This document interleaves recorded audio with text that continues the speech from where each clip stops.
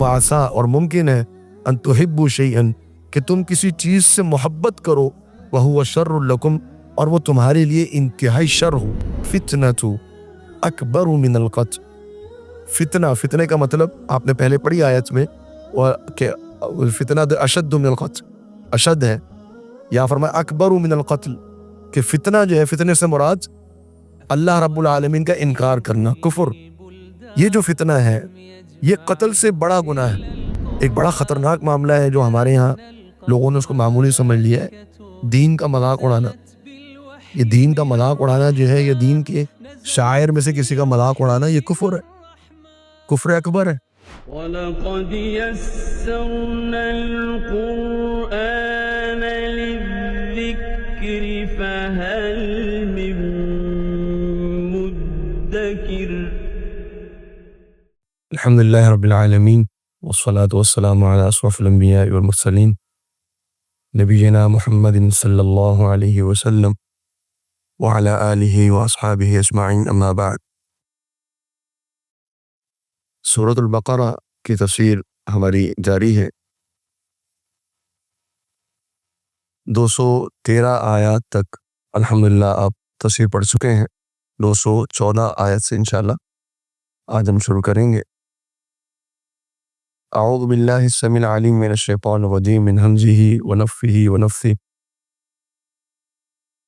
ام حسبتم ان تدخلوا الجنہ. ام حسبتم، کیا تمہارا یہ گمان ہے. ام کا مطلب کیا، حسبتم تم یہ سمجھتے ہو، یہ تمہارا یہ گمان ہے. ان تدخلوا الجنۃ، یہ کہ تم داخل ہو جاؤ گے جنت میں. ولما یاتیکم، ولما، لما کا جو لفظ ہے عربی میں کئی معنوں کے لیے آتا ہے، اور یہاں پر یہ نفی کے لیے آیا ہے. نفی کا معنی نیگیٹو، کسی چیز کو نفی کر دینا، منع کر دینا.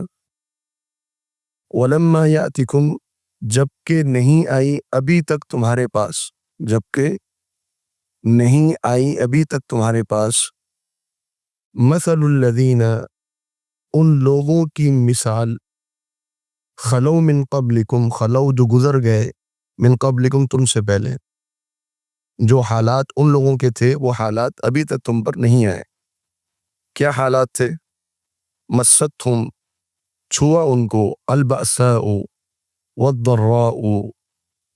البأساء بھوک نے، فقر نے، والضراء اور جسمانی بیماریوں نے، وزلزلوا اور وہ جھنجھوڑ دیے گئے، حتی یقول الرسول یہاں تک کہ کہنے لگے رسول، والذین آمنوا اور وہ لوگ جو ایمان لائے تھے، معہ اس رسول کے ساتھ، متی نصر اللہ، اللہ کی مدد کب آئے گی. الا خبردار، ان نصر اللہ قریب، بے شک اللہ کی مدد بہت قریب ہے. اس آیت میں اللہ تعالیٰ نے ایک اہل ایمان کے لیے نصیحت رکھی ہے کہ تم یہ سمجھتے ہو کہ جنت میں تم داخل ہو جاؤ گے اور تمہیں آزمایا نہیں جائے گا. یہ خیال انسان کا غلط ہے. اللہ رب العالمین ہر انسان کو اس کے ایمان، اس کے دین کے متعلق آزماتا ضرور ہے. یہ الگ بات ہے کہ اللہ رب العالمین کسی بھی انسان کو اس کی استطاعت سے زیادہ مکلف نہیں کرتا، اس کی استطاعت سے زیادہ اللہ تعالیٰ آزماتا نہیں ہے. لیکن جنت میں داخل ہونے کے لیے آزمایا جانا ضروری ہے، اور یہ آزمائش وقت کے ساتھ ساتھ بڑھتی رہتی اور زمانے کے ساتھ ساتھ تبدیل ہوتی رہتی. نبی کریم صلی اللہ علیہ وسلم کے زمانے میں آزمائش کی کیفیت اور تھی، آج آزمائش کی کیفیت اور ہے. لیکن آزمایا ضرور جاتا ہے مومن. اور آزمائش اللہ رب العالمین کی جو ہے وہ 3 صورتوں میں آتی ہے، جو صورتیں اللہ تعالیٰ نے جو کیفیت اس آیت میں ذکر فرمائی. نمبر 1 مال کی صورت میں، البأساء، غربت، تکلیف، مالی پریشانیاں. والضراء نمبر 2 انسان کی جسمانی تکلیف، کوئی بیماری اللہ تعالیٰ کی طرف سے، کوئی تکلیف بیماریوں کی صورت میں۔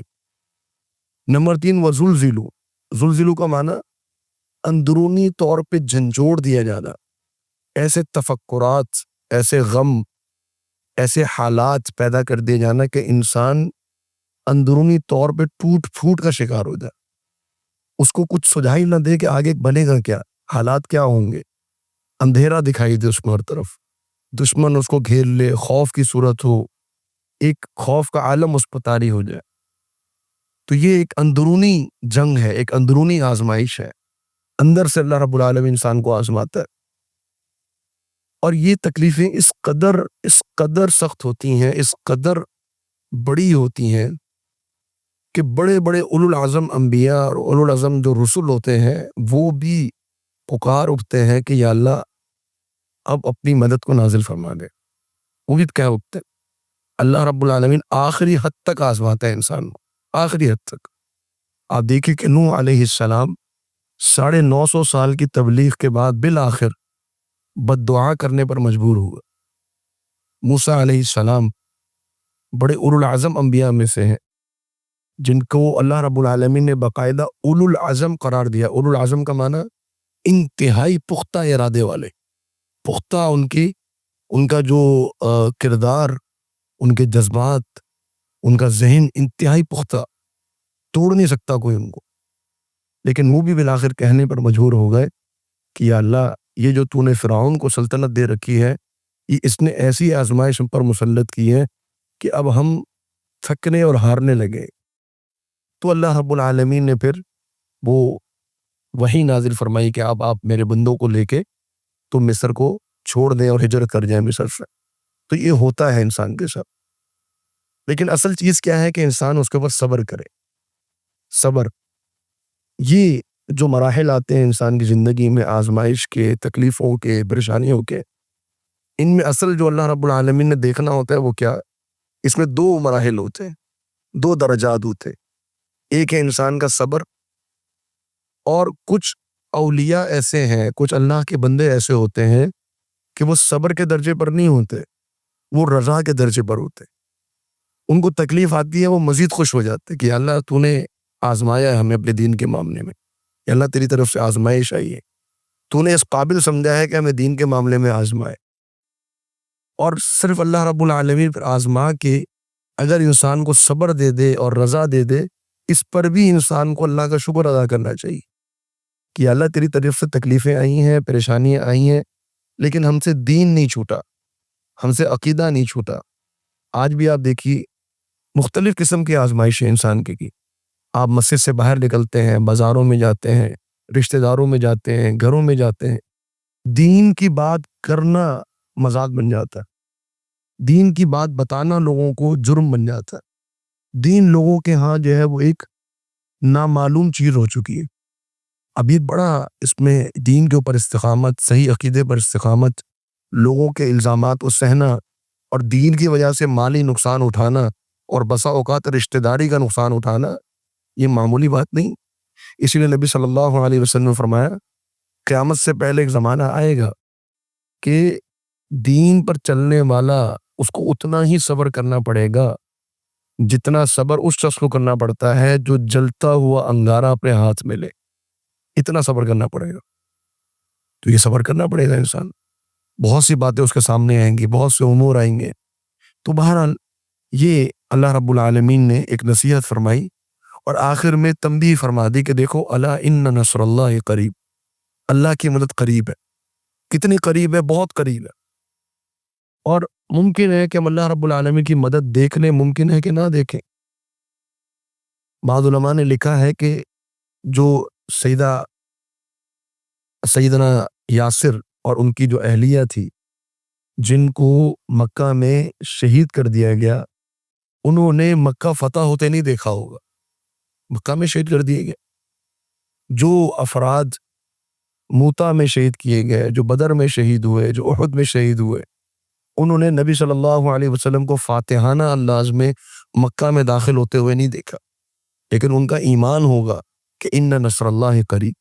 یہی ایمان ہمارا بھی ہونا چاہیے کہ یہ دین جو اللہ رب العالمین نے ہمیں دیا ہے ایک وقت آئے گا سب اس دین کے آگے سر جھکائے کھڑے ہوں گے اور یہ دین اللہ کا سب پر غالب ہوگا۔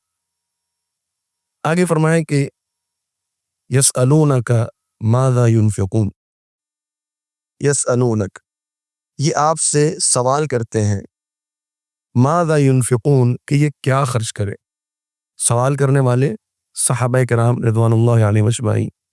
یسألونک کا جو لفظ ہے قرآن مجید میں تقریباً 27 مقامات پہ ذکر ہوا ہے اس کا، اور ان میں سے اکثر جو سوالات ہیں وہ صحابہ کرام کے ہیں جس کے جوابات اللہ رب العالمین نے دیے۔ تو سوال کیا ہے کہ ماذا ينفقون کہ وہ کیا خرچ کرے، خرچ کیا کرے۔ اللہ رب العالمین نے جواب دیا قل آپ فرما دیجئے ما انفقتم من خیر جو بھی تم خرچ کرو من خیر اچھائی سے، خیر اس مال کو کہتے ہیں جو حلال سے کمایا جائے اور اس کو حلال جگہ پہ اللہ کی رضا کی جگہ پہ خرچ کیا جائے، وہ بھی خیر ہے، اور یہ بہت بڑی خیر ہے۔ کسی انسان کو حلال مال بکثرت مل جانا اور پھر اللہ رب العالمین کی طرف سے یہ توفیق مل جانا کہ وہ اس حلال مال کو اللہ کی رضا میں خرچ کر دے، یہ ایسا مقام ہے کہ جس کے بارے میں نبی صلی اللہ علیہ وسلم نے فرمایا کہ یہ پوری دنیا کے لیے قابل رشک مقام ہے کہ حلال مال کثرت کے ساتھ مل جائے اور حلال مال کو حلال جگہ پہ اللہ رب العالمین کی رضا کے لیے خرچ کرنے کا موقع مل جائے، تو یہ خیر۔ تو فرمایا کہ جو بھی تم خرچ کرو خیر میں سے، فللوالدین جو سب سے پہلے والدین، پھر والاقربین قریبی رشتہ دار، پھر والیتامی یتیم، والمساکین اور مسکین لوگ۔ مسکین سے مراد، مسکین کی تعریف ذہن میں رکھیے، مسکین سے مراد فقیر نہیں ہے، مسکین سے مراد فقیر نہیں ہے، فقیر اور ہے مسکین اور ہے۔ فقیر وہ ہے جس کے پاس کچھ بھی نہیں، مسکین وہ ہے کہ جس کے پاس کچھ نہ کچھ ہے لیکن وہ اس کی ضروریات کو پورا نہیں کر رہا۔ اس کی دلیل قرآن مجید کے اندر موجود ہے کہ جب موسیٰ علیہ السلام اور خضر علیہ السلام جب کشتی میں سفر کر رہے تھے، تو اب وہ کشتی میں سفر کر رہے ہیں، کشتی ایک بڑی کشتی ہے، تو جب اس کشتی میں سوراخ کیا تو موسیٰ علیہ السلام نے سوال کیا کہ آپ نے یہ سوراخ کیوں کیا؟ تو اس کے جواب میں آگے چل کے آپ نے پڑھا ہوگا قرآن مجید میں کہ اما السفینۃ فکانت لمساکین، یہ کشتی جو ہے یہ مسکینوں کی تھی۔ اس کا مطلب یہ ہے کہ مسکین جو ہے کشتی کا مالک تھا۔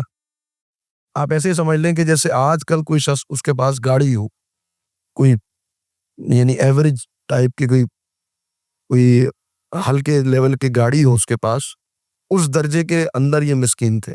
ان کے پاس سفر کے لیے کشتی موجود تھی، نہ صرف اپنے سفر کے لیے بلکہ دوسروں کو بٹھا کر اس میں سفر کرا رہے تھے۔ اس کے باوجود وہ مسکین تھے، کیوں؟ کیونکہ وہ جو کما رہے تھے وہ ان کی ضروریات کو پورا نہیں کر رہا۔ تو مسکینوں کو تلاش کرنا چاہیے اور ان کو جو ہے وہ اپنا مال دینا چاہیے۔ اور فرمایا کہ وابن السبیل اور مسافر، وابن السبیل اس کا لفظی معنی ہوتا ہے نا سفر کا بیٹا، سبیل کہتے ہیں راستہ، راستے کا بیٹا، راستے کا بیٹا کا مطلب مسافر جو راستے میں چل رہا ہے، راستے میں رہ رہا ہے، تو ان کے اوپر خرچ کرو۔ اب یہ جو خرچ کرنا ہے یہ زکوٰۃ نہیں ہے، کیونکہ اگر زکوٰۃ ہوتی تو زکوٰۃ والدین کو نہیں دی جا سکتی، زکوٰۃ جو ہے وہ والدین کو نہیں دی جا سکتی، بلکہ ہر وہ شخص جس کی کفالت میرے ذمے ہے میں اس کو اپنی زکوٰۃ نہیں دے سکتا۔ میرے ذمے کفالت کس کی ہے؟ میں اگر باپ ہوں تو اولاد کی کفالت میرے ذمے ہے، میں اگر بیٹا ہوں تو والدین کی کفالت میرے ذمے ہے، میں اگر بھائی ہوں تو بہن کی کفالت میرے ذمے ہے، میں اگر شوہر ہوں تو بیوی کی کفالت میرے ذمے ہے۔ تو یہ وہ کفالتیں ہیں کہ میں ان پر زکوٰۃ خرچ نہیں کر سکتا۔ اب بیٹا والدین کو زکوٰۃ نہیں دے سکتا، والد بیٹے کو زکوٰۃ نہیں دے سکتا، یا بیٹی کو بھی زکوٰۃ نہیں دے سکتا، الا یہ کہ بیٹی کی اگر شادی ہو گئی ہے اور اس کی کفالت منتقل ہو گئی ہے شوہر کی طرف، تو یہ ایک اختلافی مسئلہ ہے علماء میں کہ پھر بیٹی کو دی جا سکتی ہے یا نہیں دی جا سکتی۔ اور اسی طریقے سے شوہر وہ اپنی بیوی کو زکوٰۃ نہیں دے سکتا، بیوی شوہر کو زکوٰۃ دے سکتی ہے. کیوں؟ کیونکہ بیوی کے ذمے شوہر کی کفالت نہیں. بیوی شوہر کو زکوٰۃ دے سکتی ہے. بھائی بہن کو زکوٰۃ نہیں دے سکتا اگر بہن اس کی کفالت میں ہے. ہاں بہن کی شادی ہو گئی، اب اس کی کفالت شوہر کے ذمے ہے، تو اب اگر وہ مستحق ہے، محتاج ہے، تو اس کو بھائی زکوٰۃ دے سکتا ہے. لیکن جیسا کہ میں نے ذکر کیا کہ یہ ایک اختلافی مسئلہ ہے. بہتر یہی ہے کہ انسان صدقہ دے، اس کے اوپر غیر زکوٰۃ جو ہے وہ خرچ کرے. تو یہاں دیکھیں سوال یہ تھا، سوال کیا تھا؟ ماذا ينفقون، وہ کیا خرچ کرے. اللہ رب العالمین نے دو جواب دیے. ایک جواب یہ دیا کہ خیر خرچ کرو، حلال خرچ کرو، اور پھر ساتھ ساتھ یہ بھی بتا دیا کہ خرچ کرنا ہے تو کہاں کرنا ہے. حالانکہ یہ سوال نہیں تھا، تو اللہ رب العالمین نے ہماری آسانی کے لیے یہ بھی بتا دیا کہ خرچ کہاں کرنا ہے. والدین، اقربا، یتامہ، مساکین اور ابن السبیل. اور آگے فرمایا کہ وما تفعلوا من خیر فإن اللہ بہ علیم. وما تفعلوا من خیر، اور جو بھی تم خیر کا کام کرتے ہو تو اللہ رب العالمین فإن اللہ، بس بے شک اللہ تعالی، بہی، اس خیر کے بارے میں، علیم، علم رکھتا ہے. انسان وہ خیر کا کام تنہائی میں کرے، اللہ رب العالمین جانتا ہے. انسان وہ خیر کا کام محفل میں کرے، اللہ تعالیٰ جانتا ہے. انسان وہ خیر کا کام اپنی زبان سے کرے، خود انسان کو اپنی آواز سنائی نہ دے، وہ خیر بھی اللہ جانتا ہے. انسان اپنے دل کے اندر کوئی اچھا ارادہ کر لے، جو آواز اس کے کانوں تک بھی نہیں پہنچ رہی، ساتھ والے کو بھی پتہ نہیں چل رہا، اللہ رب العالمین اس کے بارے میں جانتا. تو ہماری ایک ایک نیکی، حتیٰ کہ اللہ رب العالمین نے جیسا کہ قرآن مجید میں ذکر فرمایا وَمَن يَفْعَلْ مِثْقَالَ ذَرَّةٍ خَيْرًا يَرَهُ، اگر کسی نے ایک ذرے کے برابر بھی نیکی کی ہوگی، اس کو اللہ رب العالمین دکھائے گا کہ یہ تیری نیکی ایک ذرے کے برابر بھی. تو اللہ تعالیٰ ہماری ہر نیکی کو جانتا ہے، اور ہمیں یہی نیکی اور نیت رکھنی چاہیے کہ اللہ تعالیٰ ہی ہماری نیکیوں کو جانتا ہو. اب آگے اللہ رب العالمین نے چند آیات ذکر فرمائی ہیں جن میں احکامات بیان ہوئے ہیں. جیسا کہ آپ نے پڑھا ہوگا اس پارے کے آغاز میں، یہ جو دوسرا پارہ ہے، اس پارے میں اللہ رب العالمین نے کثرت کے ساتھ احکامات بیان فرمائے. تقریباً 30 کے قریب احکامات ہیں جو اس پارے کے اندر بیان ہوئے ہیں، بڑے اہم احکامات ہیں. اب آگے اگلی آیت میں اللہ تعالیٰ نے کچھ احکامات جہاد کے بارے میں دیے. فرمایا کہ کتب علیکم القتال، کتب، لکھ دیا گیا ہے تم پر، یعنی فرض کر دیا گیا ہے، القتال، جہاد، القتال، جہاد تم پر فرض کر دیا گیا ہے. وَهُوَ، یہ واو اور ہوا جب آتا ہے تو یہ حال بیان کرنے کے لیے آتا ہے. وَهُوَ، اس حال میں کہ یہ جہاد، کرہ لکم، کرہ کا مطلب ہے ناپسندیدہ، وَهُوَ کرہ لکم، اور وہ انتہائی ناپسندیدہ ہے تمہارے نزدیک. یعنی تم جہاد کو پسند نہیں کرتے. ایک انسان قتال پسند نہیں کرتا، اس کو اپنی جان ہتھیلی پہ رکھ کے نکلنا اور گولہ بارود کا سامنا کرنا اور تلواروں کا سامنا کرنا ہر انسان کے بس کی بات نہیں، ہمارے بس کی بات نہیں ہے. ہم بھلے جتنے مرضی دعوے کر لیں، لیکن جب جان پر بنتی ہے تو انسان کی اصلیت سامنے آ جاتی ہے. انسان کی اپنی جان سے جو محبت ہوتی ہے، بسا اوقات انسان اپنے لوگوں کو، قریبی رشتہ داروں کو بھول جاتا ہے. اور کبھی اللہ نہ کرے یہ کیفیت انسان نے اگر دیکھنی ہو، آپ ان مناظر میں دیکھیے کہ جب زلزلہ آتا ہے کیسے انسان اپنی جان بچانے کے لیے بھاگ دوڑ کر رہے ہوتے. تو یہ انسان کو قتال ناپسند ہے. لیکن کیا ہے؟ فرمایا کہ قتال تم پر فرض کر دیا گیا ہے، قتال تم پر فرض کر دیا گیا ہے، جہاد فرض ہے. جہاد کے بارے میں چند آیات آپ نے پچھلی جو آیات گزری ہوں گی اس کے اندر کچھ نہ کچھ آپ نے پڑھا ہوگا. لیکن جہاد کے تعلق سے چند باتیں جو اس آیت کی روشنی میں ہمیں سمجھنی چاہیے وہ یہ ہے کہ پہلی بات تو یہ ذہن میں رکھیں کہ جہاد جو ہے وہ فرض ہے، جہاد فرض ہے. اب فرضیت کی دو صورتیں ہو سکتی ہیں، یا تو فرض عین ہے، فرض عین کا مطلب مجھ پر بھی فرض ہے اور ہم میں سے جتنے افراد یہاں آپ جتنے بیٹھے ہیں سب کے ہر شخص کے اوپر جہاد فرض ہے. اس کو ہم کہتے ہیں فرض عین. جیسے نماز فرض ہے تو آپ سب نے نماز پڑھنی ہے، ایسا نہیں کہ ہم میں سے کوئی ایک پڑھ لے تو بس وہ نماز ہو گئی، سب نے پڑھنی ہے، فرض عین ہے. ایک ہے فرض کفایہ، فرض کفایہ. فرض کفایہ جو ہے وہ یہ ہوتا ہے کہ اگر چند لوگ فرض ادا کر لیں تو باقیوں کی طرف سے ادا ہو جاتا ہے. جیسا کہ آپ دیکھتے ہیں کہ جنازہ ہے مثال کے طور پہ، اگر جنازہ چند افراد نے پڑھ لیا تو باقی مسلمانوں کی طرف سے ادا ہو جاتا ہے. عید کی نماز ہے، چند مسلمانوں نے، ویسے اختلاف ہے اس مسئلے میں کہ عید کی نماز فرض عین ہے یا فرض کفایہ ہے، جمہور اہل علم فرض کفایہ کی طرف گئے. تو بہرحال یہ اعمال ہے کہ اگر چند لوگ کر لیں تو باقیوں کی طرف سے ادا ہو جاتے ہیں. تو جہاد فرض کفایہ کی بھی صورت ہو سکتی. تو یہ دونوں صورتیں ہیں، اہل علم نے دونوں صورتوں کو بیان کیا ہے. فرض عین کب ہوتا ہے؟ فرض عین 2 یا 3 صورتوں میں ہوتا ہے. ایک صورت، اگر حاکم وقت جو حاکم ہے وہ کسی کو کہہ دے کہ اے فلاں تم نے جا کر جہاد کرنا ہے، مقرر ہو جائے، ڈیوٹی لگ جائے کسی کی، اب اس کے اوپر فرض عین ہوگا، وہ انکار نہیں کر سکتا، اس کے اوپر فرض عین ہے، وہ منع نہیں کر سکتا. دوسری صورت یہ ہے کہ انسان جس بستی میں رہتا ہے، جس شہر میں رہتا ہے، اس بستی یا اس شہر پر دشمن حملہ آور ہو جائے، کافروں نے حملہ کر دیا، اب وہاں پر جتنے رہنے والے ہیں سب پر جہاد فرض عین ہو گیا، یہ دفاع واجب ہے. اس کو کہتے ہیں دفاعی جہاد، اس کو کہتے ہیں دفاعی جہاد. تو یہ دوسری صورت ہے کہ دشمن حملہ آور ہو گیا، اب سب کے اوپر جہاد کرنا فرض ہو گیا. تیسری صورت یہ ہے کہ انسان جنگ کرنے گیا اور جنگ شروع ہو گئی، جنگ کرنے گیا، جنگ شروع ہو گئی، اب جب جنگ شروع ہو گئی تو اب پیٹ نہیں پھیری جا سکتی، اب پیٹ انسان نہیں پھیر سکتا، بلکہ اگر کوئی پیٹ پھیرتا ہے اور پیچھے مڑتا ہے تو یہ گناہ کبیرہ ہے، یہ گناہ کبیرہ، بہت بڑا گناہ ہے.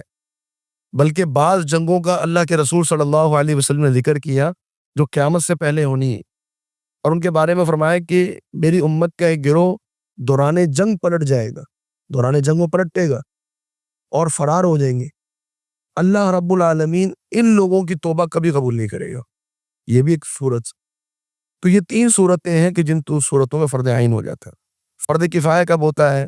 وہ اس وقت ہوتا ہے کہ اگر مثال کے طور پہ جو کہیں جہاد چل رہا ہے، کہیں مسلمانوں کا حملہ ہوا ہے اور ان کو ہماری مدد کی ضرورت ہے، چند لوگ چلے جاتے ہیں تو فرض کفایہ ادا ہو جاتا ہے. یہ فرض کفایہ کی صورت ہے. اور جہاد کے حوالے سے یہ بات ذہن میں رکھیں، نبی صلی اللہ علیہ وسلم کا فرمان ہے کہ الجہاد ماضٍ الی یوم القیامہ، جہاد قیامت کے دروازے تک چلتا رہے گا، قیامت قائم ہونے تک جہاد نے چلنا ہے، جہاد ہوتا رہے گا. اس کا یہ معنی نہیں ہے کہ جہاد بس ہوتا ہی رہے گا، قتال ہر وقت مسلمان جہاد کی کیفیت میں رہیں گے، یہ معنی نہیں ہے. اس کا معنی یہ ہے کہ جہاد قیامت تک باقی رہے گا، اس کا حکم منسوخ نہیں ہوگا. الجہاد ماضٍ الی یوم القیامہ. کبھی ایسا ہو سکتا ہے کہ جہاد ہو رہا ہو، کبھی امن کی کیفیت بھی ہو، امن کی کیفیت بھی ہو سکتی ہے، لیکن اگر کبھی بھی جہاد کی ضرورت پڑے گی تو فوراً جہاد شروع ہو جائے گا. تو جہاد ہوگا، قیامت کے دروازوں تک چلتا رہے گا. اور جہاد ایک ایسا عمل ہے، آج ہماری امت میں ہمارے میڈیا نے اس جہاد کو ایک بدنما حکم بنا کر پیش کیا ہوا، جبکہ حقیقت یہ ہے کہ نبی صلی اللہ علیہ وسلم کا فرمان ہے کہ ذروۃ السنام الاسلام، ذروۃ السلام کہتے ہیں جو اونٹ کی جو کوہان ہوتی ہے نا، جو سب سے اونچی ہوتی ہے، فرمایا کہ اسلام کی جو کوہان ہے وہ جہاد. بلکہ ایک حدیث میں آتا ہے، آپ صلی اللہ علیہ وسلم نے فرمایا کہ میری امت جب جہاد کو ترک کر دے گی اور بیلوں کی دمیں پکڑ لیں گے، کھیتی باڑی میں لگ جائیں گے، تجارت میں لگ جائیں گے، تو اللہ رب العالمین میری امت پر ذلت مسلط کر دے گا، ذلت مسلط کر دے گا. اور اس وقت تک یہ ذلت ہٹے گی نہیں جب تک کہ میری امت اپنے دین کی طرف نہ لوٹ کے آ جائے. اس کا مطلب کیا ہے کہ جب جہاد کی ضرورت ہو اور امت جہاد نہ کرے تو اللہ رب العالمین ذلت مسلط کر دیتے، جیسا کہ آج مسلمانوں کا حال ہے. اور معاملہ وہی ہے جو نبی صلی اللہ علیہ وسلم نے فرمایا کہ ایسے لوگ تمہارے خلاف ایک دوسرے کو بلائیں گے، دعوت دیں گے، جس طرح کھانے والے ایک دوسرے کو دسترخوان پہ بلاتے ہیں. تو پوچھنے والے نے پوچھا، صحابی نے، اللہ کے رسول صلی اللہ علیہ وسلم امن قلتنا یومئذ، کیا ہماری کمی کی وجہ سے، کم تعداد کی وجہ سے ایسا ہوگا؟ نبی صلی اللہ علیہ وسلم نے فرمایا کہ نہیں، تم تو بہت زیادہ ہوگے، لیکن تمہاری حیثیت کیا ہوگی؟ غصہ ان کا غصہ اس سے ہی لی، تم ایسے ہوگے جیسے سیلاب کی جھاگ ہوتی ہے، کوئی اس کی حیثیت نہیں ہوتی، جہاں سیلاب بہا کے لے جائے چلتی رہتی، جہاں معاشرہ زمانہ لے چلے وہ چلتے رہتے ہیں، رکتے نہیں ہیں کہیں پر بھی. تو یہ تمہاری کیفیت ہوگی کیونکہ تم موت سے خوف کھانے لگو گے، دنیا کی محبت تمہارے دل میں آ جائے گی. تو جہاد کے حوالے سے انسان کے دل میں محبت ہونی چاہیے. بلکہ صحیح حدیث میں آتا ہے، بڑی اہم حدیث ہے.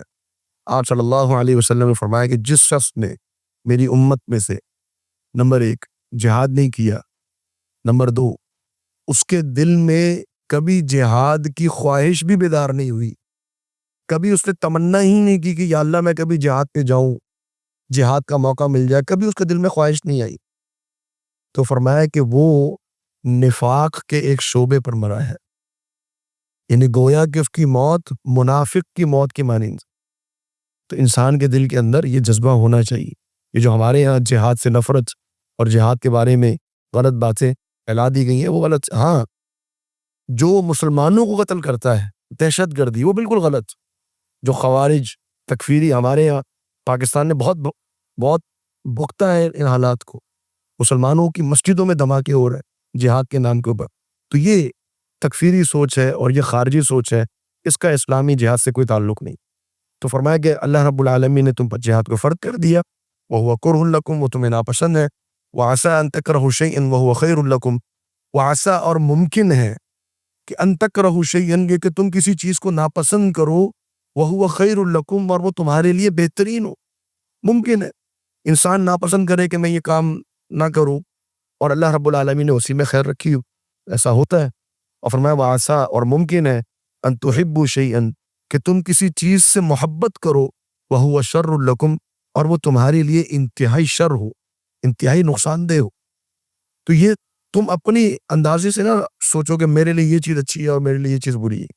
یہ اللہ رب العالمین فیصلہ فرماتا ہے کہ تمہارے لیے کیا بہتر ہے اور تمہارے لیے کیا بری چیز ہے. تو جہاد امت کے لیے انتہائی نفع مند چیز، اور امت نے جب جہاد کو چھوڑا اللہ تعالیٰ نے ذلت و مسلط کر دیا. فرمایا کہ واللہ یعلم، اللہ رب العالمین علم رکھتا ہے، وانتم لا تعلمون اور تم لوگ تمہارے پاس کوئی علم نہیں ہے. جو اللہ رب العالمین نے علم دیا ہے وہی علم ہے. تمہارا اپنا ذاتی کوئی تمہاری اپنی محنت سے کمایا ہوا کوئی علم وہ تمہیں کوئی فائدہ نہیں دیتا ہے. آگے مزید چند معاملات جو ہیں جہاد کے حوالے سے بیان فرمائے. فرمایا یسألونک، یہ آپ سے سوال کرتے ہیں. اب یہاں جو سوال کرنے والے ہیں وہ صحابہ نہیں ہیں، بلکہ یہاں سوال کرنے والے مشرکین مکہ ہیں. یسألونک یہ سوال کرتے ہیں آپ سے، عن الشہر الحرام، حرمت والے مہینے کے متعلق. کیا سوال کرتے ہیں؟ قتال فیہ، کہ کیا حرمت والے مہینے میں قتال کرنا جائز. اب یہ سوال کیوں کیا مشرکین مکہ نے؟ اس کی ایک وجہ تھی. نبی کریم صلی اللہ علیہ وسلم نے 2 ہجری میں مسلمانوں کا ایک دستہ روانہ کیا، ایک چھوٹا سا لشکر، ایک قافلہ روانہ کیا مجاہدین کا، خیر خبر لینے کے لیے مشرکین کے بارے میں. اتفاق سے وہ رجب کا مہینہ تھا.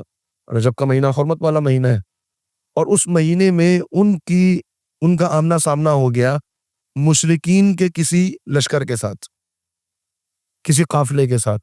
اب جب آمنا سامنا ہوا تو لڑائی بھی ہوگی. جب لڑائی ہوئی تو مسلمانوں نے چند ایک کافروں کو قتل بھی کیا، اور چند لوگوں کا جو سامان تھا وہ مال غنیمت کے طور پہ لے بھی آئے مدینہ کے اندر. یہ پہلا مقابلہ تھا مسلمانوں کا مشرکین مکہ سے، پہلا مقابلہ تھا. جنگ بدر سے پہلے کی بات ہے. تو یہ پہلا مقابلہ تھا. اب یہ ہوا بھی حرمت والے مہینے میں. مشرکین کو یہ بہت ظاہری بات ہے نقصان ہوا ان کا کہ مسلمان حاوی ہو گئے ان کے اوپر. یہ پہلی دفعہ ایسا ہوا تھا. اب انہوں نے پورے عرب کے اندر بدنام کرنا شروع کر دیا مسلمانوں کو کہ یہ کیسی قوم ہے، یہ کیسا دین ہے، حرمت والے مہینے کا بھی احترام نہیں کرتے. اب یہ سوال جب انہوں نے بدنام کرنا شروع کیا تو اللہ رب العالمین نے یہ آیت نازل فرمائی کہ یہ آپ سے سوال کرتے ہیں کہ حرمت والے مہینے میں قتال کرنا اس کا حکم کیا ہے. قل، آپ فرما دیجئے، قتال کرنا فیہ، اس مہینے کے اندر، کبیر، بہت بڑا گناہ ہے. حرمت والے مہینے میں جنگ اور قتال کرنا یہ جائز نہیں ہے. لیکن آگے مزید کیا فرمایا؟ وَصَدٌّ عَن سَبِيلِ اللَّهِ، لیکن اللہ کے راستے سے روکنا، وَكُفْرٌ بِهِ، اور اللہ رب العالمین کا کفر کرنا، وَالْمَسْجِدِ الْحَرَامِ، اور مسجد حرام سے مسلمانوں کو روکنا، وَإِخْرَاجُ أَهْلِهِ، اور مکہ والوں کو نکالنا، منہ، اس مکہ سے، اکبر عند اللہ، یہ اللہ رب العالمین کے ہاں اس سے بھی بڑا گناہ ہے۔ یہ جو تم بدنام کر رہے ہو مسلمانوں کو کہ انہوں نے جنگ کی، جیسے کافروں کا طریقہ کار ہوتا ہے، چھوٹی چھوٹی باتوں کو مسلمانوں کی لے کے مسلمانوں کو بدنام کرنا شروع کر دیتے۔ حالانکہ جب یہ معاملہ نبی صلی اللہ علیہ وسلم کے علم میں آیا، اللہ کے رسول صلی اللہ علیہ وسلم نے ان تمام قیدیوں کو آزاد کر دیا، وہ مال غنیمت بھی واپس کر دیا، اور اللہ کے رسول صلی اللہ علیہ وسلم نے فرمایا کہ میرا اس قتال سے کوئی تعلق نہیں، کیونکہ اللہ کے رسول صلی اللہ علیہ وسلم نے لڑائی کا حکم دیا نہیں تھا، آپ نے تو بھیجا تھا کہ جاؤ نگرانی کرو، دیکھو قافلے آ رہے ہیں جا رہے ہیں، کیا صورتحال ہے۔ وہ اتفاقاً ان کا سامنا ہو گیا اور یہ معاملہ رونما ہو گیا، تو نبی صلی اللہ علیہ وسلم نے اس سے برات کا اعلان کیا، قیدی واپس کر دیے، مال غنیمت لوٹا دیا۔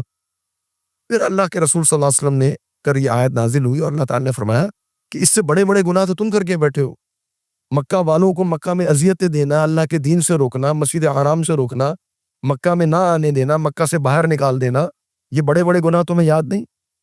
اور آگے فرمایا کہ والفتنة اکبر من القتل، فتنے کا مطلب آپ نے پہلے پڑھی آیت میں کہ الفتنة اشد من القتل، اشد ہے، یا فرمایا اکبر من القتل، کہ فتنہ جو ہے، فتنے سے مراد اللہ رب العالمین کا انکار کرنا، کفر۔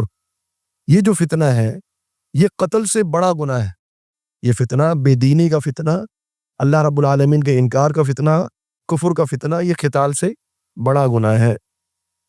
تو اللہ رب العالمین نے جواب بھی دے دیا کہ قتال کرنا بہت بڑا گناہ ہے، مسلمانوں کو تنبیہ فرما دی کہ دوبارہ یہ کام نہیں ہونا چاہیے، الا یہ کہ اگر خود وہ حملہ آور ہوں تو تمہیں جواب دینا پڑے گا، لیکن خود سے تم نے ان پر حملہ آور نہیں ہونا۔ اور اللہ کے رسول صلی اللہ علیہ وسلم نے آئندہ اور مسلمانوں نے بھی اس چیز کا خیال کیا کہ بالحرمت والے مہینے میں قتال نہ ہوا، لیکن ساتھ ساتھ یہ بھی بتا دیا کہ یہ جو پروپیگنڈا کر رہے ہیں ان کی اپنی حالت کیا ہے، یہ خود ان کے معاملات کیا ہیں۔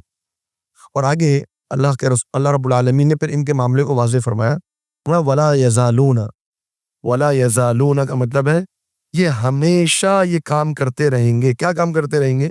یقاتلونکم، یہ تم سے قتال کرتے رہیں گے، حتی یردوکم، یہاں تک کہ تمہیں لوٹا دیں، عن دینکم، تمہارے دین سے، ان استطاعوا، اگر ان کے پاس استطاعت ہوئی، اگر ان کے پاس قوت ہوئی، یہ تم سے لڑتے رہیں گے، قتال کرتے رہیں گے، جنگوں پہ جنگیں لڑتے رہیں گے، جب تک کہ تمہیں تمہارے دین سے پیچھے نہ ہٹا دیں۔ تو جب یہ اپنے معاملے میں اتنے پکے ہیں کہ انہوں نے تمہیں اپنے دین کی طرف لوٹانے کی ٹھان لی ہے، تو مسلمانوں تمہارے بھی جذبات یہ ہونے چاہیے کہ تم نے اپنے دین پر استقامت اختیار کرنی ہے، اور تم نے بھی پھر ان کے ساتھ اسی طریقے سے قتال کرتے رہنا ہے جب تک کہ اللہ رب العالمین کا دین اس دنیا کے اندر غالب نہیں آ جاتا۔ اور آگے فرمایا کہ وَمَن يَرْتَدِدْ مِنْكُمْ عَنْ دِينِهِ، وَمَن يَرْتَدِدْ، اور جو مرتد ہو گیا، منکم، تم میں سے، عن دینہ، اپنے دین سے، فَيَمُتْ، اور وہ مر گیا، وَهُوَ كَافِرٌ، اس حال میں کہ وہ کافر تھا، فَأُولَئِكَ، یہی لوگ ہیں، حَبِطَتْ أَعْمَالُهُمْ، ان کے اعمال ضائع ہو گئے، فی الدنیا والآخرہ، دنیا کے اندر بھی اور آخرت کے اندر، جو انہوں نے نیکیاں کی تھی اسلام لانے کے بعد، مرتد ہونے کے بعد وہ ساری نیکیاں ضائع ہو گئی۔ اور یاد رکھیے یہ جو ارتداد کا فتنہ ہے، جو مرتد ہونے کا جو فتنہ ہے، یہ بہت خطرناک معاملہ ہے۔ یعنی انسان بسا اوقات گناہ کرتے کرتے ارتداد میں داخل ہو جاتا، بسا اوقات ایسا کام کر جاتا ہے جس کے بارے میں اس کو پتہ ہی نہیں ہے کہ یہ کفر ہے، اور وہ کفر کر جاتا۔ تو اللہ رب العالمین کے ان احکامات کے انسان کو علم ہونا چاہیے کہ جس کی بنیاد پر وہ دائرہ اسلام سے خارج نہ ہو۔ بہت سارے احکامات ہیں جو علماء نے ذکر کیے ہیں کہ جن کی کرنے کی وجہ سے انسان دائرہ اسلام سے خارج ہو جاتا ہے۔ مثال کے طور پہ ایک بڑا خطرناک معاملہ ہے جو ہمارے ہاں لوگوں نے اس کو معمولی سمجھ لیا ہے، دین کا مذاق اڑانا۔ یہ دین کا مذاق اڑانا جو ہے، یہ دین کے شاعر میں سے کسی کا مذاق اڑانا، یہ کفر ہے، کفر اکبر ہے۔ اب بے دھیانی میں لوگ جنت کا مذاق اڑا جاتے، جنت پہ لطیفے بنا جاتے، جہنم پہ لطیفے بنا جاتے، داڑھی کا مذاق اڑا جاتا، دینی شاعر کا مذاق اڑا جاتا۔ یہ مذاق جو ہے، یا جو لطیفے بازی ہے، یہ کفر ہے، یہ کفر ہے۔ اس کے بارے میں اللہ تعالیٰ نے سورہ توبہ میں ذکر کیا ہے۔ تو لہٰذا اس قسم کے اعمال سے انسان کو بچنا چاہیے۔ قرآن مجید کا احترام کرنا لازم ہے، قرآن مجید کے توہین کفر ہے۔ نبی صلی اللہ علیہ وسلم کے بارے میں گستاخی کرنا یہ کفر ہے، انسان کو دائرہ اسلام سے خارج کر دیتا ہے۔ اسی طرح جو شرکیہ معاملات ہیں، غیر اللہ سے مانگنا، غیر اللہ سے دعائیں کرنا، غیر اللہ کے آگے سجدہ کرنا، غیر اللہ کے لیے وہ عمل کرنا جو اللہ تعالیٰ کے لیے ہے، یہ سارے اعمال کفریہ بھی ہیں اور شرکیہ بھی ہیں۔ تو اگر کوئی شخص اسلام لانے کے بعد کفر کرتا ہے، اس کے سارے اعمال اللہ تعالیٰ ضائع کر دیتا ہے۔ اور اولئک اصحاب النار، یہی لوگ ہیں جو جہنم والے ہیں، ہم فیہا خالدون، یہ ہمیشہ ہمیشہ اس جہنم میں رہیں گے، ہمیشہ ہمیشہ۔ یہ آیت جو ہم پڑھتے ہیں نا، بس اوقات اس سے گزر جاتے ہیں، ہم فیہا خالدون، کبھی اس کو بیٹھ کے تفصیل سے سوچئے گا، اس پہ غور کیجئے گا۔ یہ جو بار بار اللہ تعالیٰ فرماتا ہے نا ہم فیہا خالدون، جہنمیوں کے بارے میں، یہ جنتیوں کے بارے میں، تو اس پہ ذرا انسان غور کرے نا تو اس کو پھر اندازہ ہو کہ ان الفاظ کا معنی کتنا گہرا ہے۔ ہمیشہ ہمیشہ ایک انسان جہنم میں رہے، ہمیشہ ہمیشہ اس کے اوپر عذاب ہے، آگ کا عذاب ہے، ہتھوڑے برس رہے ہیں، بچھو ڈس رہے ہیں، پیپ پلائی جا رہی ہے، پورا جسم خون و خون ہے، لہو لہان ہے، اللہ رب العالمین کے ناراضگی ہے۔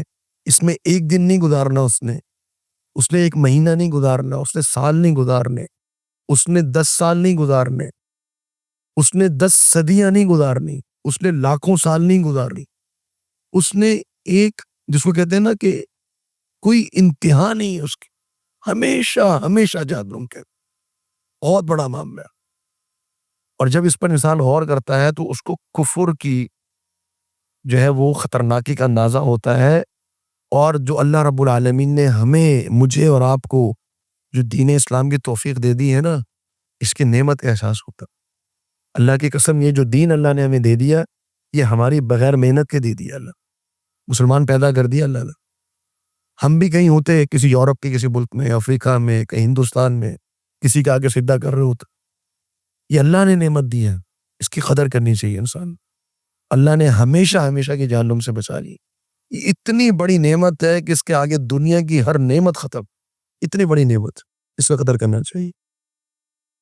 اب اللہ رب العالمین نے اگلی آیت میں، جیسا کہ قرآن مجید کا اسلوب ہے کہ جب جہنمیوں کا ذکر ہوتا ہے تو جنتیوں کا بھی ذکر ہوتا ہے، تو فرمایا کہ ان الذین آمنوا، بے شک وہ لوگ جو ایمان لائے، والذین ہاجروا، اور وہ لوگ کہ جنہوں نے ہجرت کی، وجاہدوا، اور وہ لوگ کہ جنہوں نے جہاد کیا، فی سبیل اللہ، اللہ کے راستے میں، 3 اعمال گنوائے، ایمان، ہجرت اور جہاد، ایمان، ہجرت اور جہاد۔ اس آیت کی روشنی میں ہمیں جائزہ لینا چاہیے ان اعمال میں سے ہم نے کون کون سے عمل کی۔ یقینی بات ہے، میرا خیال ہے ہم میں سے اکثریت شاید پہلی صفت پر تو ہو، وہ بھی شاید ایمان کی کیفیت ہماری کیا ہے وہ اللہ بہتر جانتا ہے، باقی نہ ہم نے ہجرت کیا نہ ہم نے جہاد کیا۔ تو لیکن ایک حدیث آتی ہے نبی کریم صلی اللہ علیہ وسلم کی طرف سے، جو کہ ہمارے لیے ایک امید بن جاتی ہے، وہ یہ ہے کہ اللہ کے رسول صلی اللہ علیہ وسلم سے پوچھا گیا کہ مومن کون ہے؟ آپ صلی اللہ علیہ وسلم فرمایا مومن وہ ہے کہ جس کی تکلیفوں سے لوگ محفوظ ہو، وہ مومن ہے۔ آپ صلی اللہ علیہ وسلم سے پوچھا گیا سب سے بہترین مہاجر کون ہے؟ نبی صلی اللہ علیہ وسلم فرمائے کہ سب سے بہترین مہاجر وہ ہے من ہاجر ما نہى اللہ عنہ، جس نے وہ چیز چھوڑ دی جس سے اللہ نے منع کیا۔ یہ ایک نیت اللہ رب العالمین نے، اللہ کے رسول صلی اللہ علیہ وسلم نے ہمیں بتائی۔ یہ نیت انسان کر سکتا کہ یا اللہ یہ حرام کام تھا، میں کرتا تھا، یہ گناہ تھا، لیکن اس حرام کام کو میں چھوڑ رہا ہوں ہجرت کی نیت سے۔ تو ممکن ہے کہ اللہ رب العالمین ہجرت کا اجر دے دے، نہ صرف یہ کہ ہجرت کا اجر بلکہ افضل المہاجر، یہ الفاظ ہیں حدیث کے، سب سے افضل ترین مہاجر کون۔ پھر پوچھا گیا کہ سب سے بہترین مجاہد کون ہے؟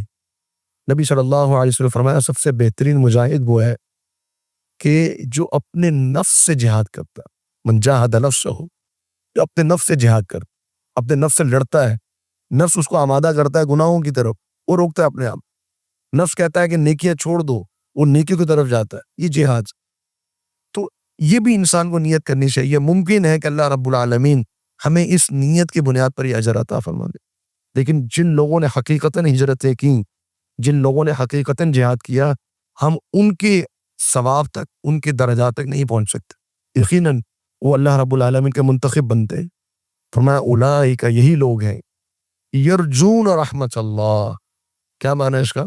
یرجون، یہ امید رکھتے ہیں رحمت اللہ، اللہ تعالیٰ کی رحمت کی، اللہ تعالیٰ کی رحمت کی امید رکھتے ہیں۔ یہ نہیں فرمایا کہ اللہ رب العالمین کی رحمت کے مستحق ہے یا یقیناً اللہ رب العالمین کی رحمت ان کو ملے گی۔ کیا فرمایا؟ یہ اللہ رب العالمین کی رحمت کے امیدوار ہے۔ تو یہ انسان کو، جو ہمارے ہاں بہت ایک، جس کو کہتے ہیں کہ ایک معمول بن گیا، کسی کے انسان کو سمجھایا جائے نا کہ جی یہ کام آپ چھوڑ دیں، او جی اللہ رحمت کرے گا، او جی اللہ خیر کرے گا، اللہ بڑی آسانی کرنے والا ہے، اللہ کی رحمت بڑی وسیع ہے۔ جی یہ جو اللہ کی رحمت بڑی وسیع ہے کہ جو الفاظ ہے، یہ الفاظ گناہ گار کو نہیں کہنے چاہیے۔ اللہ رب العالمین کی رحمت کے امیدوار کون ہے؟ الذین آمنوا والذین ہاجروا وجاہدوا فی سبیل اللہ، جو نیکیاں کرنے والے، جو گناہ کرنے والا ہے، وہ اللہ رب العالمین کے عذاب سے ڈرنا چاہیے اسے۔ یہ نہیں کہ اللہ کی رحمت بڑی وسیع، یقیناً اللہ کی رحمت بڑی وسیع ہے، لیکن اللہ رب العالمین کی رحمت کی امید کس کو ہوتی ہے؟ جو نیکی کرتا ہے یا جو توبہ کرتا ہے۔ ایک شخص گناہ کر رہا ہے اور گناہ کرتے ہوئے اتنی ڈھٹائی سے وہ یہ سوچے کہ میں گناہ کر رہا ہوں، اللہ معاف کر دے گا، یہ رحمت کی امید نہیں ہے، یہ لاپرواہی ہے، یہ اہمیت نہ دینا ہے اللہ رب العالمین کے احکامات کو۔ تو اولئک یرجون رحمت اللہ، اللہ تعالیٰ کی رحمت کی امید رکھتے ہیں۔ واللہ غفور رحیم، ہاں اللہ تعالیٰ بہت بخشنے والا ہے اور اللہ رب العالمین بہت رحم کرنے والا ہے۔ یہاں پر ہجرت اور جہاد کے احکامات مکمل ہوئے۔ آگے ایک اور معاملہ جو ہے اس کا آغاز ہوا۔ فرمایا کہ یسألونک، یہ آپ سے سوال کرتے ہیں۔ جیسے میں نے ذکر کیا کہ مختلف آیات میں تقریباً 27 آیات ہیں جن کے اندر یہ تذکرہ موجود ہے۔ تو یسألونک، یسألونک، یہ اب سوال جو ہے وہ کرنے والے کون ہیں؟ صحابہ۔ یسألونک، یہ آپ سے سوال کرتے ہیں، عن الخمر والمیسر، کس کے بارے میں؟ خمر، خمر کہتے ہیں شراب کو، خمر، الخمر شراب، شراب کو خمر کیوں کہتے ہیں؟ عربی زبان میں خمر کہتے ہیں ایسی چیز کو جو ڈھانپ لے، کچھ کسی چیز کو ڈھانپ دے۔ اسی لیے جو چادر عورتیں لیتی ہیں اپنے سر کے اوپر، اس کو خمرہ کہا جاتا ہے، کیونکہ وہ سر کو ڈھانپ لیتا ہے۔ تو الخمر، خمر کی تعریف ہے، علماء کہتے ہیں ما خامر العقل، تو انسان کی عقل کو ڈھانپ لے۔ کوئی بھی ایسی چیز جو انسان استعمال کرے اور استعمال کرنے کے بعد اس کی عقل معوف ہو جائے، اس کو پتہ ہی نہیں ہے کہ میں کیا بات کر رہا ہوں، اس کو پتہ ہی نہیں ہے کہ میں کیا حرکت کر رہا ہوں، ایسی چیز کا استعمال وہ خمر میں شامل ہے۔ تو یہ صرف شراب نہیں ہے، یہ ہر نشہ آور چیز، جیسا کہ حدیث کے اندر موجود ہے، نبی صلی اللہ علیہ وسلم کا فرمان ہے، کل ما اسکر کثیر فقلیل حرام، کہ جو چیز بھی اس کا بہت زیادہ استعمال نشہ دے، اس کا کم استعمال بھی حرام ہے۔ کل مسکر حرام، ہر نشہ دینے والی چیز جو ہے وہ حرام ہے۔ تو فرمایا کہ یہ آپ سے پوچھتے ہیں شراب کے بارے میں، والمیسر، اور جوئے کے بارے میں۔ المیسر کا معنی جوا، میسر یسر سے ہے، یسر کہتے ہیں آسانی کو، تو میسر ایسی آمدنی کو کہتے ہیں جو بڑی آسانی سے مل جائے۔ وہ جوئے کے اندر انسان جوا لگاتا ہے، شرط لگاتا ہے، شرط لگا کے، تھوڑی سی شرط لگا کے اس کو بہت سا مال مل جاتا ہے، نقصان بھی ہو جاتا ہے۔ ان دونوں چیزوں کے بارے میں صحابہ نے سوال کیا۔ یہ سوال کیوں کیا؟ سوال کرنے کی وجہ کیا تھی؟ وجہ یہ تھی کہ ان دونوں کے احکامات واضح نہیں تھے۔ خمر کے بارے میں حکم واضح نہیں تھا کہ شراب حرام ہے یا حلال ہے، کیونکہ شراب کی حرمت آہستہ آہستہ نازل ہوئی۔ مکہ میں شراب حرام نہیں تھی، شراب جائز تھی، صحابہ بھی استعمال کرتے تھے۔ مدینہ کے ابتدائی سالوں میں بھی اللہ رب العالمین نے شراب کو حرام قرار نہیں دیا۔ سب سے پہلا جو حکم نازل ہوا وہ غالباً 3 ہجری میں یا 4 ہجری میں نازل ہوا، جب بدر بھی ہو چکی تھی اور غزوہ احد بھی ہو چکا تھا۔ اس موقع پر یا اس سے پہلے، غزوہ احد سے پہلے یا غزوہ احد کے بعد، یہ مورخین کا اختلاف ہے اس مسئلے میں۔ تو یہ سب سے پہلے یہ آیت نازل ہوئی کہ اے ایمان والو لا تقربوا الصلاة وانتم سکارا، جب نشے کی حالت میں ہو تو نماز نہ پڑھا کرو. یعنی نشہ کرنا جائز ہے لیکن نشے کی حالت میں تم نے نماز نہیں پڑھنی. یہ پہلا حکم تھا. دوسرا حکم یہاں پر آیا. یہ پہلا حکم تھا، دوسرا حکم اس آیت میں آیا کیونکہ واضح نہیں تھا کہ شراب حرام ہے کہ حلال ہے. اسی طرح جوئے کے بارے میں بھی نہیں تھا. تو اللہ رب العالمین نے اس آیت میں وضاحت فرما دی. قل، آپ کہہ دیجئے، فیہما، ان دونوں میں، اسم کبیر، بہت بڑا گناہ ہے. اب یہاں گناہ کہہ کے واضح کر دیا گیا کہ شراب حرام ہے اور جوا حرام ہے. ومنافع للناس، لوگوں کے فائدے بھی ہے. شراب میں لوگوں کا فائدہ بھی ہے. کیسے فائدہ ہے؟ ایک صحابی نبی صلی اللہ علیہ وسلم کے پاس آئے 9 ہجری میں، اسلام قبول کیا. کہنے لگے اللہ کے رسول صلی اللہ علیہ وسلم، ہم ایسے علاقے میں ہیں جہاں سردی بہت پڑتی ہے، تو ہم اپنے جسم کو گرم رکھنے کے لیے ایک خاص قسم کی شراب پیتے ہیں اور فائدہ اس کے اندر، جسم گرم رہتا ہے اس کی وجہ سے. تو نبی صلی اللہ علیہ وسلم نے اس شراب سے منع کر دیا کہ نہیں، شراب کوئی بھی ہو وہ آپ نے استعمال نہیں کرنی، تو فائدہ بھی ہے لوگوں کے لیے. وَإِثْمُهُمَا أَكْبَرُ مِن نَفْعِهِمَا، یہ اللہ رب العالمین نے ایک مسلمان کو ایک قاعدہ دے دیا، ایک اسٹینڈرڈ دے دیا. کیا اسٹینڈرڈ ہے؟ اسمہما، ان دونوں کا جو گناہ ہے، اکبر، وہ زیادہ بڑا ہے، من نفعہما، ان دونوں کے فائدے سے. ایک ہے دنیاوی سوچ، ایک ہے دنیاوی نظر. دنیاوی نظر سے انسان کو فائدہ نظر آ رہا ہے.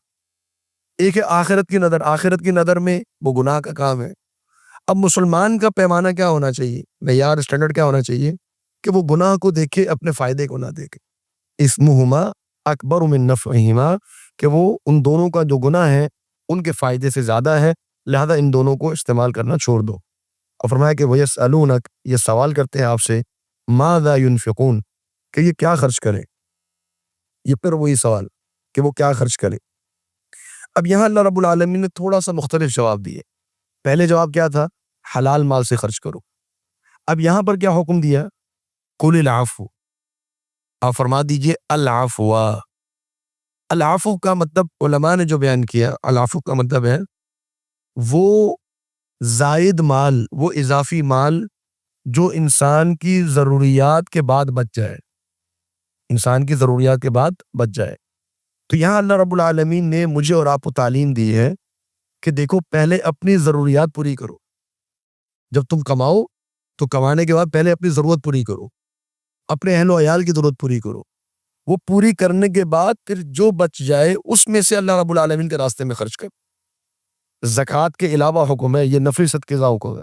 زکوٰۃ اگر واجب ہو گئی تو چاہے ضرورت بھی ہو تب بھی آپ نے زکوٰۃ ادا کرنی ہے.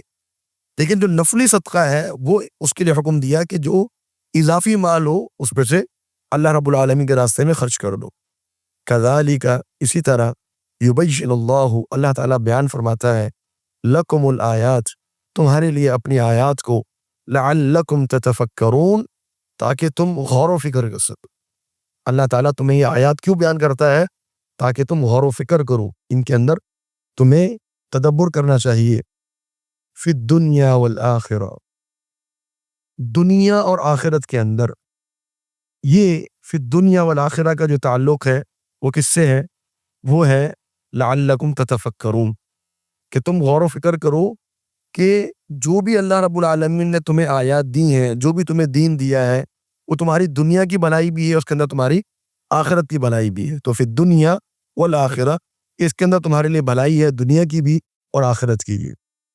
آگے ایک اور سوال اللہ رب العالمین نے صحابہ کا ذکر کیا. میں وَيَسْأَلُونَكَ، اور یہ آپ سے سوال کرتے ہیں، عن الیتامی، یتیموں کے بارے میں. قل، آپ فرما دیجئے، اصلاح لہم خیر، ان کی اصلاح کرتے رہنا اسی میں بہتری ہے. ان کے لیے ہمیشہ اصلاح کا پہلو رکھنا، ان کی ہمیشہ جو ہے وہ جس کو کہتے ہیں نا کہ انسان خیر خواہی کرتا رہے، ہمیشہ ان کو نقصان پہنچانے کی کوشش نہ کرے. یہ سوال جو ہے وہ یتیموں کے بارے میں اس لیے کیا گیا کیونکہ اللہ رب العالمین نے پہلے یتیموں کے بارے میں بڑے سخت احکامات دیے کہ یتیموں کے مال کو تم نے غلط استعمال نہیں کرنا، یتیموں کے مال کا تم نے خیال کرنا ہے. تو یہ احکامات دیے اللہ رب العالمین نے. تو صحابہ اتنے پریشان ہوئے، اتنے فکر مند ہوئے کہ انہوں نے یتیموں کا مال الگ کر دیا، اپنا مال الگ کر لیا. یتیموں کا مال الگ رکھتے تھے، اپنا مال الگ رکھتے تھے. یتیموں کے لیے کھانا بن رہا ہے یتیم کے مال سے، اپنے لیے کھانا بن رہا ہے اپنے مال سے. اب اس سے مشقت ہے، تکلیف ہے، اور اپنے مال سے خود کھا رہے ہیں، یتیموں کے مال سے یتیموں کو کھلا رہے ہیں، خود نہیں کھا رہے. اس طریقے سے انہوں نے فرق کر دیا. تو اب جب یہ مشقت ہوئی لوگوں کے لیے کہ اب کیسے کریں، اس کو کیسے آگے چلائیں، تو بڑا مشکل ہو جائے گا. آسانی تو یہ تھی کہ ان کا مال اپنے کاروبار میں لگاتے اور جو بھی منافع ملتا وہ ان کو بھی دیتے، خود بھی رکھتے. اب ان کا کاروبار الگ سے چلانا، اپنا کاروبار الگ سے چلانا، یہ بہت مشکل ہے، دو کاروبار، دو تجارت ایک ساتھ کرنا. تو دوبارہ انہوں نے سوال کیا کہ اللہ کے رسول صلی اللہ علیہ وسلم یتیموں کے بارے میں کیا کیا جائے. تو اللہ رب العالمین نے پہلے تو ایک اصول بنایا کہ دیکھو ہر وقت ان کی خیر خواہی کرتے رہو، ان کے بارے میں تم نے کوئی نقصان کا نہیں سوچنا. دوسری بات یہ ہے کہ وَإِن تُخَالِطُوهُمْ، اگر تم ان کو ملا لیتے ہو اپنے ساتھ، ان کا مال اپنے مال کے ساتھ ملا لیتے ہو، فَإِخْوَانُكُمْ فِي الدِّينِ، تو فَإِخْوَانُكُمْ، تو وہ تمہارے بھائی ہیں، تمہارے بھائی ہیں.